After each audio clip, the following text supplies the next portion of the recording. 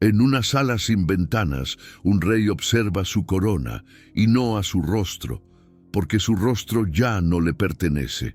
Los sabios dicen que la juventud es gracia de Dios, pero en esta corte la juventud se compra con sangre y silencio. Un pintor llegó una noche con un lienzo prohibido, un retrato que no imitaba la vida, la devoraba.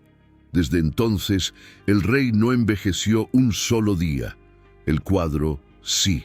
Cada arruga, cada enfermedad, cada pecado, aparecía primero en la pintura, y cuando el lienzo empezó a sangrar, comprendieron que el precio no era el alma del monarca, sino el reino entero.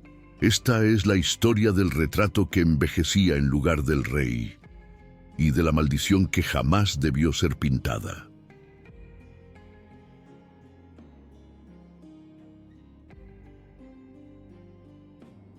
Llegó sin escolta, bajo una lluvia que parecía antigua, de esas que no mojan la tierra, sino los recuerdos. Traía un cofre de madera, tan pequeño que nadie creyó que dentro viajara un milagro. Pero el milagro no siempre ocupa espacio. Dijo llamarse Alvar de Viana, pintor de retratos imposibles. Había trabajado para nobles que envejecían en secreto, para reinas que no soportaban su reflejo y para muertos que querían seguir siendo recordados. Nadie sabía de dónde venía. Nadie sabía a dónde volvería. El rey Aldemaro II, joven en los años, viejo en los ojos, lo recibió con la cortesía que los poderosos reservan a los que podrían salvarlos o condenarlos. «Dicen que tus pinceles engañan al tiempo», dijo el monarca. «No lo engañan», respondió Alvar. «Lo convencen de mirar a otro lado». A la mañana siguiente, el pintor pidió un taller en la parte más silenciosa del castillo, una sala sin ventanas, donde dormían los tapices quemados por la humedad. No pidió modelo, ni luz, ni testigos. Solo un cáliz con agua de pozo y una lámpara que nunca se apagara. Mezcló pigmentos con algo que no era aceite ni resina, sino una sustancia blanquecina que burbujeaba al contacto con el aire. «La belleza necesita un sacrificio», murmuró. Nadie supo si hablaba del color o del alma. El rey acudió esa noche. No se vistió como para una ceremonia, sino como para un entierro. «¿Dónde debo sentarme?», preguntó. «Frente a usted mismo», respondió el pintor, y colocó el lienzo en medio de la sala. El pincel se movía sin descanso, como si no obedeciera a una mano humana, sino a algo que pintaba a través de ella. Cada trazo era un pulso, cada sombra una respiración. El aire se volvió espeso, los relojes dejaron de sonar. En algún punto, el rey sintió que una parte de su aliento pasaba al otro lado del lienzo, como si lo que lo mantenía vivo empezara a dividirse. Quiso hablar, pero la voz se quedó colgando en el aire, atrapada en la pintura. Alvar no levantó la vista.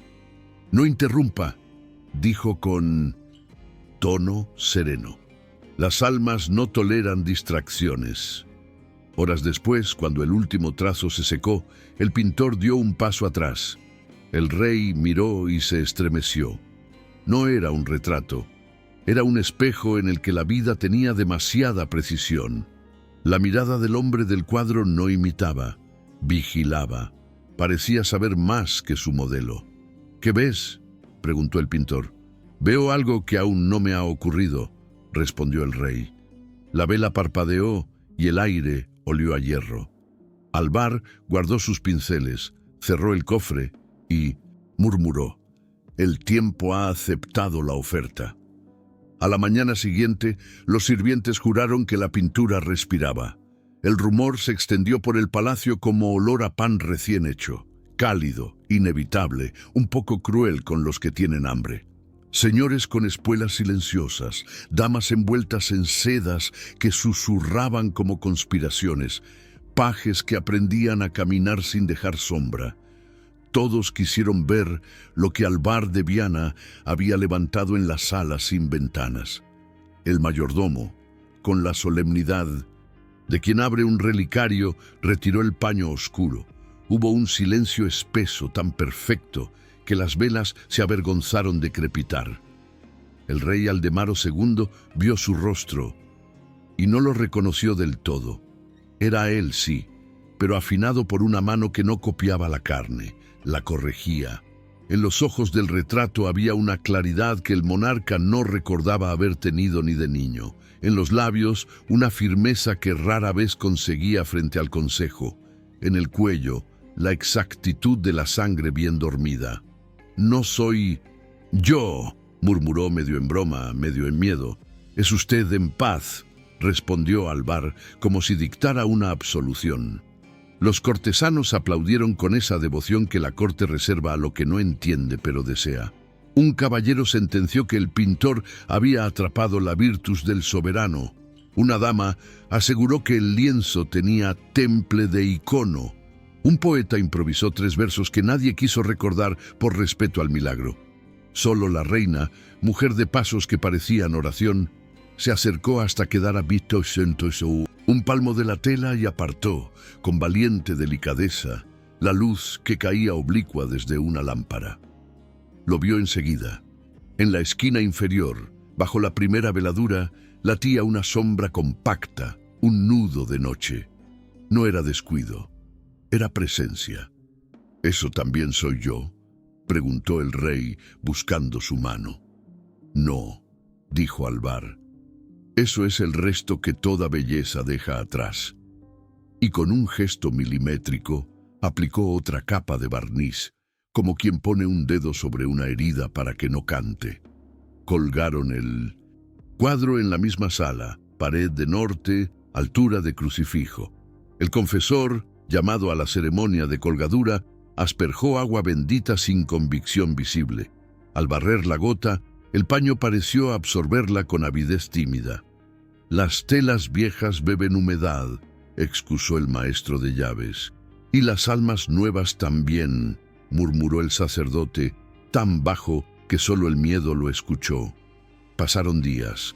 Un ritmo nuevo se instaló en el palacio. Por la mañana, informes. Por la tarde, caza. Al anochecer, visita al... En retrato. El rey acudía solo, o con la reina si ella insistía con su paciencia hecha de hilo. Allí, sin testigos, el monarca comprobaba una aritmética íntima.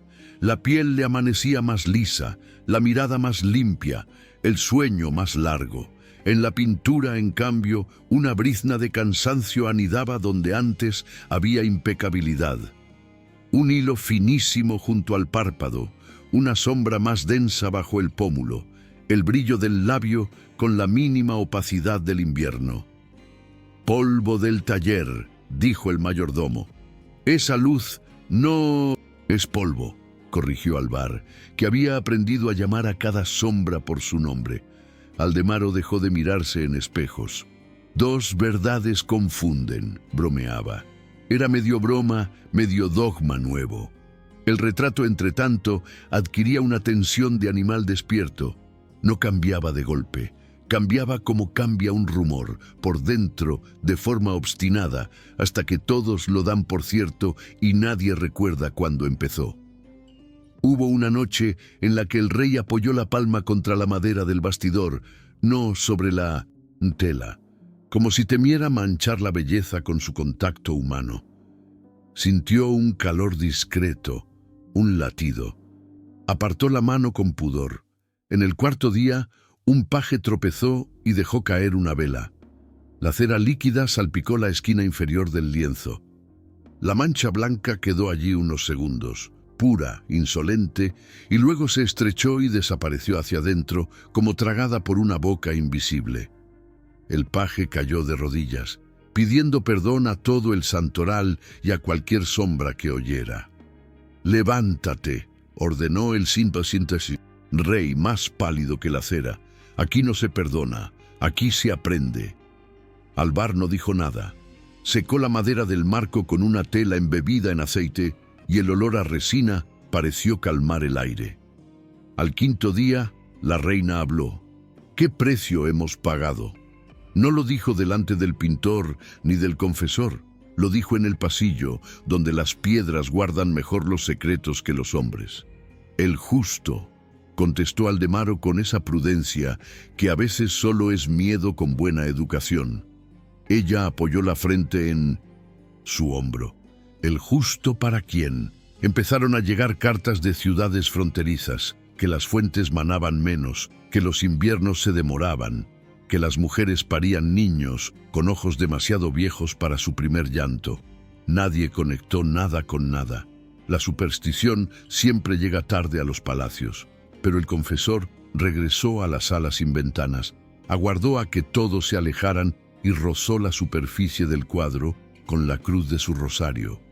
La cadena vibró con un sonido pequeño, no metálico. «Majestad», dijo más tarde, «Dios concede dones sin deuda». El rey, cansado de discernimientos, respondió sin grietas: «Dios no pintó esto». «Entonces», dijo el sacerdote, «no lo cuelgue como si fuera un altar». Aquella noche, según juró el guardia de turno, una brisa que no venía de lugar alguno movió el paño que protegía el retrato. El hombre, creyente como un niño, hizo la señal de la cruz. Solo le pareció, que la pupila del rey pintado devolvía la luz de la vela, no como espejo, sino como ojo vivo. Se mordió la lengua para no avisar. A veces la lealtad se parece mucho al silencio, y cuando el alba se negó a entrar del todo por las rendijas, Alvar tocó con el pincel justo la zona donde un día se clavan las coronas. Allí dejó una capa finísima de un pigmento que ningún aprendiz habría reconocido. «Para que el día no muerda», dijo, como si hablara consigo mismo. El rey entendió la mitad. La otra mitad lo entendería a él demasiado pronto. Nadie recordaría el momento exacto en que el retrato comenzó a vivir por cuenta propia. No fue un milagro, ni una maldición repentina. Fue algo más sutil, como la música que sigue sonando después de que termina. Un día, el rey descubrió que su piel tenía la suavidad de una cera nueva, mientras que la del retrato mostraba un brillo opaco, un cansancio que pertenecía a otro cuerpo. Alvar lo observaba sin sorpresa. Había previsto aquel intercambio, aunque jamás lo confesó.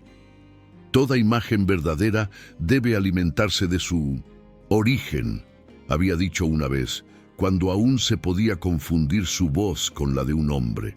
Pero ya no era un hombre. Era el puente entre lo que debía existir y lo que no.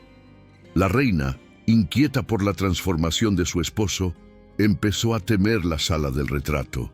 El aire allí era distinto, olía a hierro, a flores marchitas, a algo que no envejecía del todo. Los sirvientes se negaban a limpiar el lugar, decían que el cuadro los miraba incluso de espaldas. Uno de ellos juró haber visto el reflejo del rey moverse en la tela cuando el verdadero estaba dormido. Fue castigado por embustero y encontrado muerto 3 días después, con los ojos vidriosos, como si hubiera visto demasiado. El rey, rejuvenecido, gobernaba con una energía que rozaba lo sobrenatural. «Su majestad parece renacido», decían los cortesanos. «La pintura es su bendición». Solo la reina, con su sabiduría callada, comprendía que cada arruga borrada en el rostro real aparecía en el lienzo. Cada cana que el rey perdía se enredaba en la pintura como una sombra más densa. Cuando intentó hablar con Alvar, él respondió con una frase que ella no olvidaría jamás. «Lo pintado no envejece, pero todo lo que no envejece acaba muriendo de otra manera». La mujer quiso destruir el cuadro, pero el pintor le advirtió con voz firme: «No puede ser roto sin romper su reflejo». «¿Y cuál es su reflejo?», preguntó ella. «Depende de quién lo mire». Aquella noche, el monarca tuvo un sueño. Caminaba por un pasillo sin fin, lleno de retratos, idénticos al suyo, pero todos deformes, como si cada copia hubiera envejecido por él. En el último, el rostro del pintor lo observaba desde el interior del marco. «El precio ya fue pagado», decía Alvar, con la boca llena de ceniza. Despertó con la sensación de que algo lo observaba. Corrió a la sala del retrato y vio lo imposible. Su propia imagen lo estaba mirando. No el cuadro, sino la mirada dentro de él, consciente, expectante. «¿Qué me has hecho?», gritó. «Le he dado lo que pidió», susurró una voz detrás. Alvar estaba allí, pero su rostro parecía deshecho, como una pintura a medio borrar. Su Majestad no quería vivir para siempre. Quería que el tiempo se olvidara de usted. Le he concedido ese olvido. Pero el tiempo siempre cobra lo que se le debe. Desde entonces el pintor desapareció. Nadie lo vio salir del castillo. Y sin embargo, el retrato parecía mirarlo cada noche, como si él aún trabajara desde el otro lado. Pasaron semanas. El rey continuaba más joven, más fuerte, más temerario. Pero el retrato envejecido y enfermo se volvía cada vez más monstruoso. Las manos del hombre pintado se torcieron, la piel se agrietó, y los ojos, los mismos del monarca, se llenaron de un brillo que no era humano. Una noche, el confesor lo confrontó. «Majestad, el alma no puede ser compartida. Lo que está en esa pintura no es su reflejo, es su deuda». El rey sonrió. «Las deudas se pagan cuando hay muerte, ¿no?». «Sí», respondió el sacerdote, «y su muerte ya empezó, solo que en parte». Al amanecer, los guardias encontraron al confesor muerto, el rostro consumido como un pergamino al fuego. El retrato, por primera vez, sonreía. Desde ese día, nadie se atrevió a mirarlo directamente. Lo cubrieron con un velo negro, y el palacio recuperó una paz fingida. Pero el rey sabía la verdad. El cuadro respiraba bajo la tela, y cada vez que el viento agitaba el paño, un suspiro escapaba del lienzo, recordándole que el pacto seguía vivo. Primero fue un olor, no a humedad ni a aceite viejo, sino a hierro recién lamido por la lluvia. Se filtraba por debajo del velo negro que cubría el retrato y subía por la piedra como un rezo mal aprendido. Las velas, antes dóciles, empezaron a quemar más cortas, como si una boca invisible soplara desde dentro de la tela. Los sirvientes cruzaban la sala sin ventanas con la respiración contenida. Alguno juró que el paño se hinchaba y deshinchaba a ritmo de pecho dormido. Nadie quiso comprobarlo. Las cosas que parecen respirar suelen necesitar silencio para vivir. El rey Aldemaro II notaba la otra cara del milagro. Cuanto más joven amanecía, más se ahuecaban los rincones del palacio. Los tapices perdían color, las escaleras crujían de una forma que no pertenecía a la madera.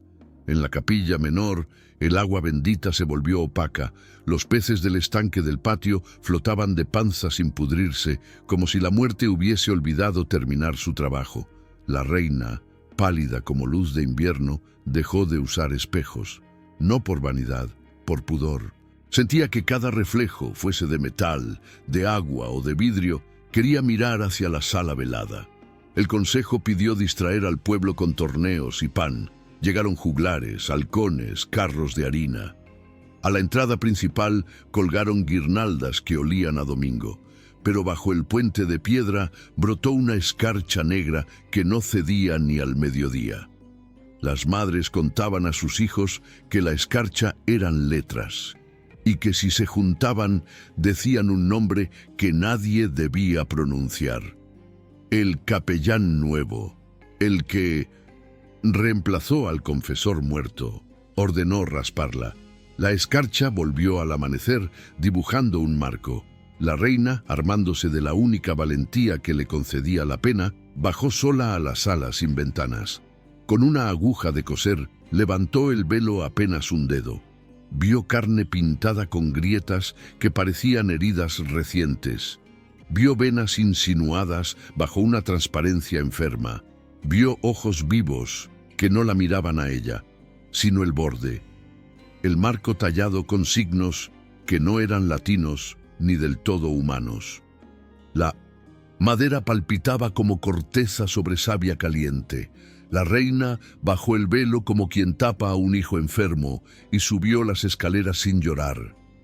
«No es la imagen», dijo al rey, «es el contorno el que encierra la noche». Aldemaro fingió no entender. Los reyes, cuando aman demasiado su corona, aprenden a olvidar por orden. El pintor Alvar de Viana seguía desaparecido, pero su ausencia trabajaba. A veces, a medianoche, se oía en el pasillo el raspar de un pincel seco. Un guardia aseguró que al apoyar la oreja en la puerta podía distinguir capas. Primero un rumor de hojas, luego un murmullo de agua, por fin una respiración vieja como un pozo. «Si habla, no le respondas», aconsejó la reina a los suyos. «Las imágenes no oyen, lo que responde es otra cosa». Un médico de cámara, desobedeciendo el miedo, intentó curar el cuadro. Preparó emplastos con vinagre y sal, como para una gangrena de carne. Untó con pluma de ganso el borde inferior de la tela. El paño se arrugó como piel al tacto del hielo y expulsó el ungüento hacia afuera, dejándole al médico la mano cubierta de una mugre rojiza que manchaba sin olor.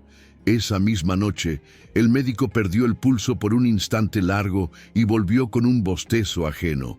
«He soñado que me colgaban», dijo, «pero no había techo». Lo destituyeron con gratitud y terror. En los barrios bajos, los viejos sanaban de sus dolores y los niños tosían con voz de anciano. La aritmética de la gracia había encontrado su equilibrio cruel. El retrato seguía envejeciendo por el rey, pero ahora también por los que él nombraba suyos. Llegaron procesos, rogativas, penitencias públicas. Las mortajas se vendían antes que las bodas. «Majestad, el reino es un cuerpo», advirtió la reina.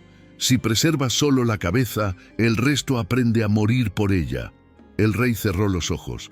A veces gobernar es elegir dónde cae la muerte. No la eligió. La llamó sin querer. Una madrugada de luna en pedazos, el capellán nuevo, hombre de celo y susto, decidió exorcizar la sala. Entró con agua bendita y 2 monjes. Apenas alzó la voz, las velas se apagaron solas. El paño se pegó a la tela como piel a costilla. Un monje huyó. Al otro lo detuvo un símbolo que ardió en el marco. 4 líneas quebradas que parecían una palabra torcida. El capellán pronunció el nombre de la Trinidad y la madera crujió riéndose. Al salir, sus dedos estaban dorados como si hubiera tocado oro líquido. No fue milagro. Era barniz antiguo rezumando desde dentro. Murió 3 días después, sin dolor, como se apagan los cirios que ya han cumplido su misa. El rey prohibió hablar del retrato.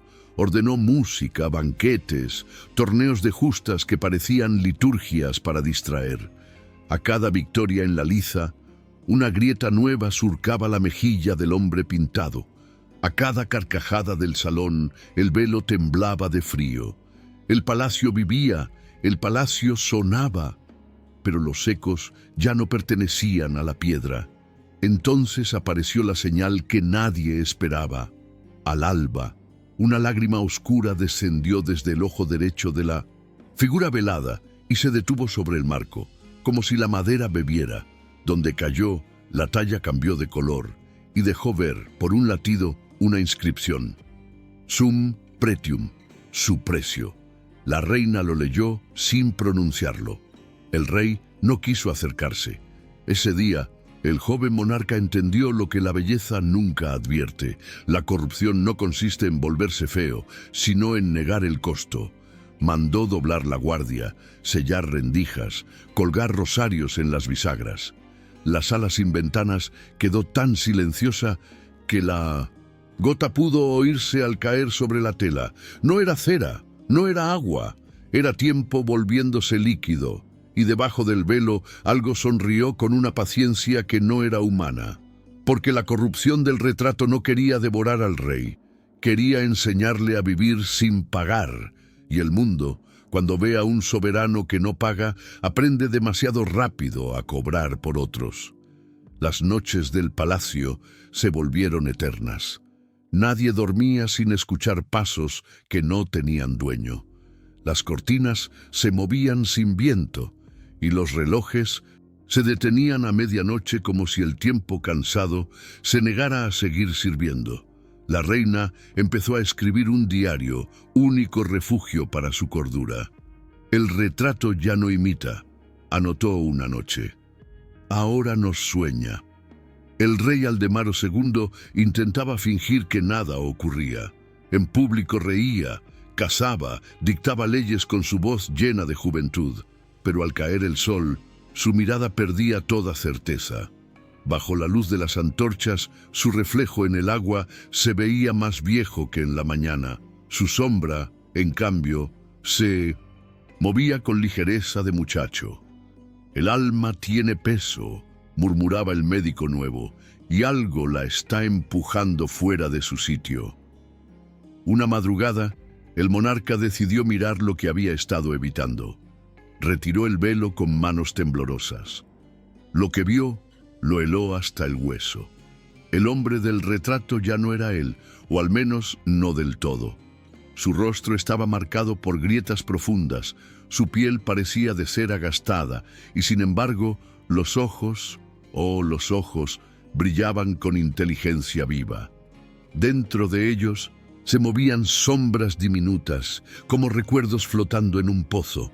Y al inclinarse, el rey notó que cada sombra coincidía con un gesto suyo, una risa, un pensamiento, como si el lienzo estuviera absorbiendo su vida entera, memoria tras memoria. Quiso destruirlo. Levantó una espada, pero antes de tocar la tela, una voz resonó desde el retrato. «Si me rompes, me llevas contigo». El golpe nunca cayó. La espada se oxidó en sus manos, y desde aquel día el rey ya no volvió a dormir. La reina, desesperada, consultó a los antiguos guardianes de reliquias, monjes que habían servido en tiempos de cruzadas. Ellos contaron una leyenda prohibida, la de los espejos del alma, objetos creados por alquimistas que intentaban retener la pureza de los reyes para proteger al reino. Pero los espejos, al no distinguir entre la virtud y el pecado, terminaban reflejando ambos y alimentándose de los dos. El retrato, dijo el más anciano, no roba la vida, roba el equilibrio. A partir de entonces, el palacio empezó a enfermar. Las paredes se curvaban hacia adentro, los colores se desteñían, los niños nacían sin sombra. El aire tenía gusto a hierro y a plegaria vieja. El alma del reino está dentro de la pintura, concluyó la reina, pero el rey, ya ajeno a todo, respondía con dulzura. Entonces está a salvo. Una tarde, la reina hizo lo impensable. Entró sola en la sala y se miró en el retrato. Lo que vio fue su propia imagen, envejecida, marchita, pero viva. Él no te roba a ti, susurró la voz del lienzo. Tú eliges qué entregar. La reina retrocedió llorando. ¿Qué eres? Soy lo que queda cuando el amor se pudre de miedo. Corrió al dormitorio del rey. Lo encontró de pie, mirando por la ventana. Hay otra forma de romperlo, dijo ella. Si los dos nos miramos juntos, el reflejo se confunde. El cuadro no podrá elegir a quién devorar. El monarca sonrió con ternura triste. ¿Y si elige al reino? Entonces al menos moriremos humanos. Aquella noche bajaron juntos, encendieron todas las velas, retiraron el velo y enfrentaron su destino. En el lienzo, el hombre pintado comenzó a sonreír. Una grieta se abrió desde su cuello hasta el pecho, revelando oscuridad líquida. El fuego de las velas se dobló hacia el retrato, como atraído por un abismo. «Aldemaro», gritó la reina. ¡No mires! Pero era tarde. El rey cayó de rodillas con los ojos vacíos. La pintura se enderezó lentamente y en ella ya no había dos figuras, sino tres: el rey, la reina y una sombra detrás de Mnoatzin, ambos observando. Desde entonces el retrato no volvió a cubrirse, y en cada amanecer un nuevo rostro parecía moverse dentro de él, como si el cuadro siguiera pintando su historia por sí mismo. Desde la noche del susurro, nadie volvió a ver a Alvar de Viana, pero su ausencia trabajaba como un artesano invisible. El lienzo se tensaba, el marco crujía, y bajo el barniz aparecían vetas nuevas, como si otra mano siguiera pintando desde adentro. La reina registró su taller. Halló frascos con restos de pigmento, un cáliz seco con borde ennegrecido y un cuaderno de recetas donde la tinta se había corrido como lágrimas.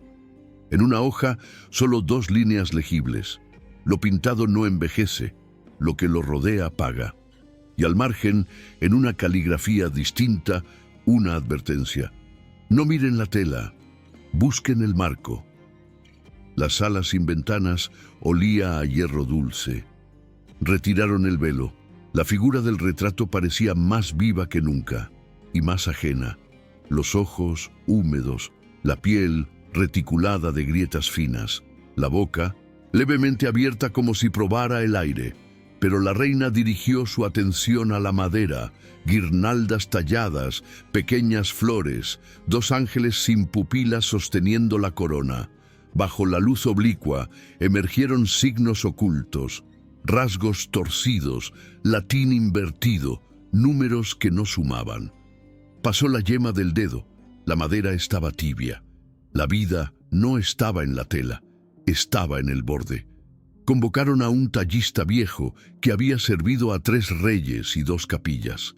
Acarició la moldura, cerró los ojos y dijo: «Esto no fue tallado, fue alimentado. La savia aún corre». El capellán quiso exorcizar. La madera rió. Un chasquido leve, pero claro. La reina mandó buscar al pintor en catacumbas y torres. Nada. Un paje juró haberlo visto en el patio, atravesando la lluvia sin mojarse, con un pincel seco en la mano. Otro dijo que lo oyó rascar desde dentro de la pared. Esa noche, la reina bajó sola con una vela. Rozó el marco con un alfiler de oro. La madera sangró resina oscura.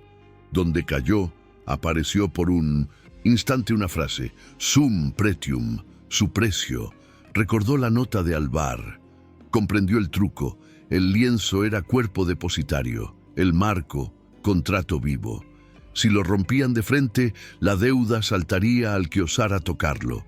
Si lo debilitaban por debajo, tal vez el pacto se deshiciera como una costura. Ordenó levantar el zócalo y abrir un túnel bajo la pared. Los obreros trabajaron en silencio, con pan y sal en los bolsillos. Al amanecer, la piedra cedió. Se vio la espalda del marco, cubierta de símbolos como raíces. Uno de los hombres tocó con una espátula. El metal se puso negro al instante. «No es madera», dijo. «Es memoria endurecida». La reina entendió que aquella obra no la sostenía un artista, sino un sistema de miedo, y que el único capaz de orientarlos, Alvar, quizá ya pintaba del lado donde no nacen los días. La juventud del rey crecía como una deuda a interés. A cada día de brillo en su piel, el reino pagaba con sombras. Las cosechas nacían con moho, el vino sabía a metal. Los recién nacidos lloraban sin lágrimas. «El enfermo es el marco», repetía la reina, «y nuestra vida cuelga de él». Los consejeros pidieron negar rumores. El capellán propuso procesiones. El pueblo pidió verdad. Se intentó todo. Agua bendita, humo de laurel, salmos al amanecer, incluso colgar frente al cuadro un crucifijo de plata maciza. El crucifijo se empañó en minutos. El marco lo reflejó no como cruz, sino como horca. Un herrero santiguado amartilló clavos para fijar la moldura al muro. Cada golpe resonó dentro del palacio como eco de tumba. A la tercera clavada, el herrero perdió el pulso y volvió con una risa ajena. No lo dejaron acercarse más. Una comitiva de monjes bibliotecarios llegó desde el norte. Traían códices de reliquias, listas de objetos peligrosos, historias de espejos que comen luz. Uno de ellos, casi ciego, palmeó la moldura y dictó: «No hay ídolo si no hay marco. El marco hace altar lo que era imagen». Y enumeró: los que preservan juventud, los que guardan lluvia, los que almacenan culpa. Se rompen por el costado, sentenció, allí donde el artesano dejó su miedo. Buscaron el costado. La moldura estaba lisa como un silencio, hasta que, al caer la tarde, un hilo de cera de la vela corrió hacia abajo en diagonal, marcando una junta invisible. «Ahí», susurró la reina, y el aire olió a naranjo seco. Prepararon cuñas de madera empapadas en aceite, sierra delgada, paños de lino. El rey quiso mirar, la reina lo detuvo. «No mires, mereces vivir con tu rostro». Afuera, el pueblo encendió hogueras para espantar una niebla que venía de los pozos. Alguien gritó que el río había abierto los ojos, otro que las campanas tañían con garganta humana. No era pánico, era ajuste de cuentas. La corte, entre rezos y protocolos, comprendió por fin que no se trataba de un retrato, sino de una fábrica de destino. A medianoche, cuando el palacio respira más bajo, la reina tocó el costado con la hoja. La madera gemía como cuero. La tela se tensó desde el otro lado. El marco no quería ceder. Sostenía algo que ya no era pintura, era poder articulado. «Si cae de golpe, nos arrastra», dijo el monje ciego. «Hay que enseñarle a soltarnos, y enseñarle a un miedo a abrir la mano es el trabajo más largo del mundo». El plan de la reina era simple y atroz: desilvanar el pacto, fibra por fibra, hasta que el marco perdiera su memoria sin estallar. Forraron la espalda con paños empapados en vinagre y sal para enfriar la resina viva. Después, insertaron cuñas microscópicas en la junta marcada por la cera. Cada avance era un suspiro del palacio, cada pausa un latido del cuadro. El rey, obediente por primera vez, no miró. En la capilla, sus dedos jóvenes rezaban oraciones viejas que ya no recordaban cómo terminar. El pueblo aguardaba afuera con hogazas partidas y brasas tibias. Nadie dormía. Dormir es dejar que otro elija por uno. Al tercer día, los milagros y las maldiciones tienen debilidad por esa cifra, la moldura cedió un dedo. Desde la sala llegó un olor a grano recién molido. El monje ciego sonrió. La madera empieza a recordar que fue árbol. En ese instante, una voz se filtró por la juntura. No era humana ni entera. Era como si muchas lenguas intentaran hablar a través de una puerta. La reina apoyó la palma. «No vengas», dijo en voz baja. «No te debemos nacer». El marco respondió apretando. La moldura crujió como un diente. La tela vibró. En la superficie del retrato aparecieron 2 arrugas nuevas en la frente del hombre pintado. Era señal. El lazo se tensaba por dentro. Había que abrir un camino para que la deuda no saltara de golpe al cuerpo del rey. La reina llamó al herrero del pulso recuperado. Le pidió forjar una argolla para amarrar la esquina inferior del marco al suelo. «Si tira», explicó, «que tire hacia abajo, no hacia nosotros». Rugió el hierro. La argolla mordió la piedra. Ataron la moldura con una soga ungida. Sí, ungida en aceite simple, el de cocina, el que entiende de pan y de cotidiano. «Lo sagrado sin casa crea». «Monstruos», dijo el monje. Cuando la sierra tocó por fin la veta correcta, el palacio exhaló. La madera hizo un sonido de lluvia entrando en tierra seca. La sala entera se oscureció como si una nube hubiese pasado por dentro. Y entonces ocurrió. Del borde salió un hilo negro, delgado como cabello, que cayó al suelo y se deshizo en polvo. No hubo explosión, hubo renuncia. La reina lloró sin hacer ruido, no por miedo, por alivio antiguo. Comprendió que el pacto no se rompía como una cadena, se convencía como a un animal herido. Al anochecer retiraron una faja de moldura, debajo piedra sana, detrás nada. El marco, sin una de sus costillas, se veía menos majestuoso y menos hambriento. El retrato seguía vivo, pero ya no imponía la vista, la pedía. «Falta lo peor», dijo el monje ciego. «La corona». La corona tallada en lo alto parecía dormir. Dormir, sí, pero soñando con reinar. La corona del marco era la cerradura del pacto, no sostenía la tela, sostenía el derecho a no pagar. Si caía mal, el retrato podía llamar a la deuda por la vía más corta, el cuerpo del rey. Prepararon el cuarto como para un parto: agua caliente, paños, cuchillos limpios, sal y pan. A un lado, la argolla de hierro tensada al suelo. Al otro, la reina sin anillos con las manos abiertas como altares. Aldemaro, de rodillas en la capilla, sintió por primera vez la edad llegarle como lluvia. No dolor, peso. El peso de haber sido sostenido por otros. Comprendió la traición de su comodidad con una claridad que ninguna ley había logrado darle.